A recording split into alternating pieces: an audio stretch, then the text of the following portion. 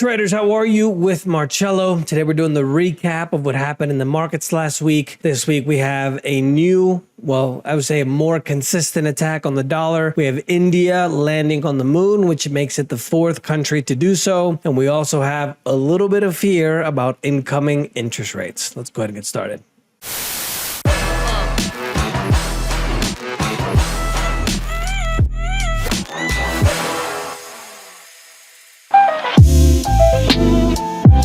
The Federal Reserve Chair, which is kind of like the boss of the Central Bank of the United States, called the Federal Reserve, stated that they need to proceed carefully with any further interest rate increases, but he did say that they're most likely going to happen due to the fact that inflation is persistently high. So remember that the economy in the United States, with the US being still the dominant economy in the world, basically runs on consumer spending. That basically means that you and I going out and spending money is literally what makes the world go round in the United States. Nearly 70% of the entire economy in the US is consumer spending. This is why the interest rates is so important, because we have a situation where the entire world, with the amount of debt that we have, has been over financialized. Ever since the crash in 2008 and 2009, interest rates have come down to the lowest in history. Not the last 10 years or the beginning of the United States. No, in recorded history. So that creates just a massive bubble effect. And now that they're raising the rates at such a aggressive clip, a lot of people can't afford what's anything anymore, right? Because everything basically runs on interest rates. Your houses, our cars, especially in the United States, we're very used to getting loans for absolutely everything. The US markets were mixed. The only one that was negative was the Dow. The S&P 500, NASDAQ, and Canada, all three went higher.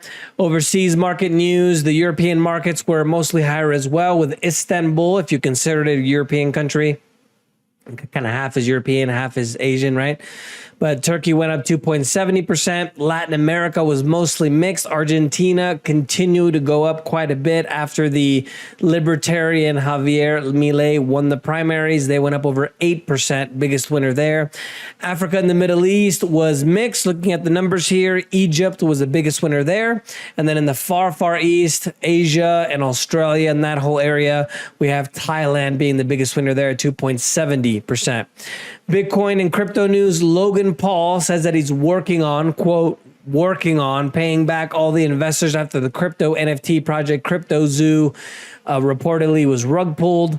I'm sure you guys remember the huge collapse in the crypto market, about a year and a half, 2 years ago, and all of the NFTs that somebody, would buy for $1 and then resell for $10 million, all practically went to zero. Bitcoin higher this week, up 0.37%. We finally had that breakout move. We talked about that a lot, right? Where the majority of the time, Bitcoin now kind of seems stagnant, doesn't really move that much, and it's in these consolidation phases and then just breaks out in one direction or the other. Bitcoin closed Saturday morning just over 26,032 to be exact.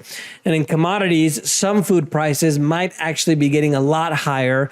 India, after announcing that they were going to start restricting the exports of rice, with them being 40% of the entire market of rice in the world, now they're expecting to ban mills from exporting sugar starting in the season beginning in October. This is the first time that they've halted shipments in 7 years. This is due to the lack of rains, and the price of sugar is already at multi-year highs. So a lot of people now are fearing that this is going to cause inflation to continue to go up, because even though the government is telling us that inflation is only 3 or 4%, I'm sure you haven't seen your food bill go up by just 3 or 4%, am I right? Brazil is set to overtake the United States as the world's largest corn exporter. They've had a better than expected harvest, in addition to fixing their infrastructure issues, since most of the corn is being exported through the north and the Amazon, the huge Amazon River. I don't know if you guys have noticed, but the U.S. kind of seems to be losing their number one spot in absolutely everything. Have you guys been noticing, like little by little, it's just kind of eroding away that American empire? Friday, oil climbed to the first one week high as diesel prices soared. There was a fire At a refinery in Louisiana, U.S. crude went down 1.77% to 79.83, while Brent went down 0.37% to 84.48. And big week for precious metals, even though the dollar actually went up just a touch, depending on what currency you look at. Gold went up 1.33% to 19.15.80, while silver went up over 6% to $24.32. Financial and banking news, there was an interesting report that came out that a staggering 69% of working families are living paycheck to paycheck, one paycheck away from homelessness, and now they're carrying the largest debt load literally in history. And we have a situation, as I was mentioning to you a moment ago, about the over-financialization of the world. Federal debts, government debts are at record highs, state debts, city debts, consumer debts. So we have a situation where, here comes Conspiracy Marcello, I think they're doing it on purpose to cause the crash, the depression of our lifetime, for them to come out and say, oh, you want to go out and buy food? Come and take this digital currency. But you need to spend it in 5 minutes or it's going to expire. This week on Conspiracy Marcello. $2 trillion has been shifted away from New York and California by Wall Street companies. Not a surprise. The surging crime rates, high taxes, and the exorbitant housing costs in a lot of these people's republics. Chicago, or Illinois, I should say, being another one.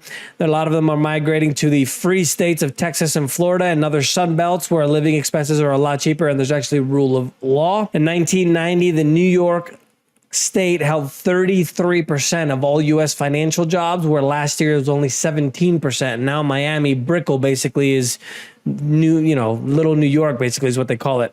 One thing that's really interesting that I'm sure you didn't know is that the second highest density area in the United States is Brickell, Miami. Brickell being the downtown area, essentially. The first one, obviously, is Times Square. Cuba, the great communist republic of Cuba, is taking steps towards putting a electronic banking and cashless society. They want to be able to have everyone use, I'm sure they're going to come out with their government coin too. The CBDC, the central bank digital currency, which I very affectionately call government coin. They're limiting withdrawals for businesses to just $20 or 5,000 Cuban pesos. One of the several measures that the government is trying to initiate to not coerce, because obviously the government would never coerce you to do anything, to encourage online payments and limiting of cash transactions. President of Brazil called on the BRICS nations to create a common currency to trade and invest between each other. BRICS being the economic group of Brazil, Russia, India, China, and South Africa. They had their huge meeting in South Africa over the last week. They agreed to let in other countries as well, which is Saudi Arabia, Iran, Ethiopia, Egypt, Argentina, and UAE, United Arab Emirates. And this is a big deal because the BRICS, especially with all of the new members, are going to create an economic bloc that's actually going to be bigger than our economic bloc, essentially, which is the G7. And most people don't realize that the majority of the US dollars that have been minted or created are actually overseas. So as all these countries stop using the dollar, right? Because initially, if you guys don't know kind of the dynamic of why the United States is the empire that it is because the United States made an agreement with Saudi Arabia, I was going to say it in Spanish, Arabia Saudita, in case you're interested, in order to essentially make everybody buy oil with dollars. That kind of became a custom. All of the other countries were selling it in dollars. I'm sure there were some other agreements as well. And now everybody, essentially, when they go to pay somebody, they just pay it with dollars. It's just the kind of the world standard. So if Russia needed to pay, let's say, South Africa, Russia would trade their rubles to dollars and then pay South Africa in dollars. See what I mean? So when that stops happening and the demand of the dollar goes down, all those dollars are going to come back home.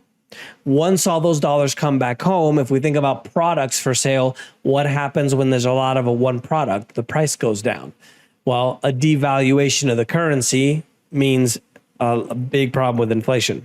And we're probably going to end up somewhere along the lines of Argentina, where their inflation rate is at 118%. So you imagine, I don't know what things cost in the US anymore. Well, let's do the burger example that I always give you guys, right? 2020, I went to Five Guys, 2 people, 2 fries, 2 drinks, $20. Now I literally went about 6 months ago, 2023, 2 years later, $20 now just for me, just for one meal. So that's literally what, 100%, right? That went from $10 to 20, 100% in 2 years. So 50% a year. So imagine the price going up every year for that. So we passed 100% in 2 years. It's $20 now. Now next year, it'll be another 100%, meaning next year, instead of a burger costing $20, it'll be $40. Then the year after that, it would be $80, right? Can you imagine how those people are living? It's not going to be fun. The U.S. share of official Forex reserves, meaning a lot of countries that have their reserves in their central banks, are at a 20-year low of 58%. It's now at 47%. So it was at 58%. I think I said that wrong. 58% in Q4 of 2022, meaning the end of last year. And now it's only at 47%. But 90% of all Forex transactions are in dollars. So this is where the BRICS are trying to pay each other and do things together rather than not using the dollar. And it's going down little by little, but eventually it's just going to fall off a cliff. And then that's when the real problem is going to get started. U.S. mortgage applications fell to their lowest rate since 1995 as interest rates surge. The 30-year rate hit 7.23, which is the highest in 23 years. Average home buyer has to spend 43% of their household income to afford a home. And this is one thing I'm going to say to you guys that I heard somebody say, I can't remember who it was. If your girlfriend or your wife is spending too much of your money, that means that you're not making enough money. So don't worry about how much you're spending. Go out and make more, right? In November of 2019, the median new home price was $260,000 with a mortgage rate of 4%. Meaning that someone could buy a house with just $60,000 and their payment would be $1,700 a month. Now the average home is $436,000. So it's about double, just under double, essentially. Let me do the math there because I think it's about 40% or so. So that price of a house has gone up. I'm doing the math here really quickly on my calculator. 67%. Wow. So the average cost of a new home cost 67% more, and the monthly mortgage rate now is $3,700. So before it would have cost you $1,700, and now it's $3,700, meaning that the monthly payment has gone up 117% in 4 years. This is why people can't afford to buy anything anymore. But don't forget, the interest rate is still at 3%. I mean, you guys got to start the side hustle. You got to start trading. You got to start selling your feed on OnlyFans. I mean, you got to do what you got to do. In political news, Trump was arrested and the mugshot was shared on social media, one of the most liked photos of all time. FEMA officials that are helping with the Maui fires are spending the night at a $1,000 a night luxury hotel while they're doing the recovery efforts. Meanwhile, the Hawaii residents get just $700 one-time payment. So there's the government for you. Atlanta College reinstates the mask mandates for students, employees, and campuses. Get ready for the next pandemic because it's an election year. In economic news, survey showed the German business activity contracted at the fastest pace in over 3 years in August. This is a really big piece of news because remember that Germany is the 4th largest economy in the world, the largest economy in Europe, and their economy is about just over 2/3 is manufacturing. So if they're contracting at the fastest pace in 3 years of 66% of their economy, that means that the 4th largest economy in the world isn't doing very well. Corporate news, Subway, the sandwich chain, sold itself to Roark Capital, which owns Dunkin' Donuts, Arby's, Buffalo Wild Wings, and many, many others for $9.6 billion. They also invested $200 million into the Cheesecake Factory so they wouldn't go bankrupt during the pandemic. NVIDIA, which is just crushing it over the last few months because of the launch of ChatGPT, went up almost 14% at one point this week. after settling back down. This obviously has to do with the whole demand with the chips for the AI, which they absolutely dominate. Their shares are up almost 3 times their value this year, adding more than $700 billion to the company's market value. The revenue beat quite a bit what the industry was expecting, and their fiscal quarter 3, they're up 170% compared to a year ago. So they're just absolutely crushing it. Tesla also went up over 7% after they had quite a few weeks of really bad results. This has to do with the fact of the news that the Cybertruck is coming out. There was a lot of pictures and things that they started to make them finally and giving them to people. And also the deal that they started launching with a lot of the different car companies with their charging stations. They also dropped prices in China. So people are expecting, even though margins are going to be lower, a lot more profit and revenue. Stock is up over 87% in 2023, but it remains down year over year, 22%. And Dollar Tree, which is the famous dollar chain, which supposedly sells everything for $1, which I imagine now it's about $2 or $3. They went down quite a bit after they issued a lower than expected guidance. The retailer said that customers now are spending just on food and necessities. So remember the shift in the consumers. Remember, the consumer in the United States is 70%. It's almost 70% of the economy. And now we had a situation, I would say, just after the pandemic, people started shopping a lot more at dollar stores, right? There was kind of a shift in the dynamic where people weren't going out to Walmart and all the other places because dollar stores were cheaper. Now you can see that they're even expecting lower sales because now people aren't spending as much money anymore because they don't have any more money, right? So consumers are in trouble. In technology, Russia's first moon mission in 47 years failed. Their Luna 25 spacecraft spun out of control and crashed on the moon. Meanwhile, India just became a space power. They're now the 4th country in history to reach the moon, well, in our history, after the United States, Russia, and China. So that's going to be great for their economy as well. In investment news, foreign companies leaving Russia are being forced to take a 50% discount after the Russian government choosing the company that provides the valuation of the companies that are leaving.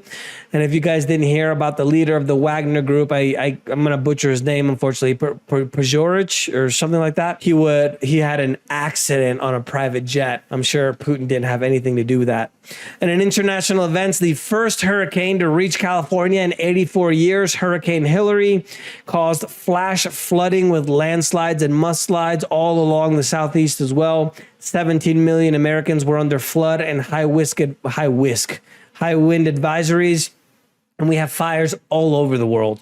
Turkey, Greece, I'm sure they don't report these in the mainstream media. If you guys are watching mainstream media, I don't know why you guys are watching it. But anyway, Greece, Turkey, Argentina, obviously we had the situation in Maui, Canada, literally the entire world is on fire. And we even have flooding everywhere as well. Saudi Arabia, which is a desert, has a problem with flooding now. So just remember, the preppers were right.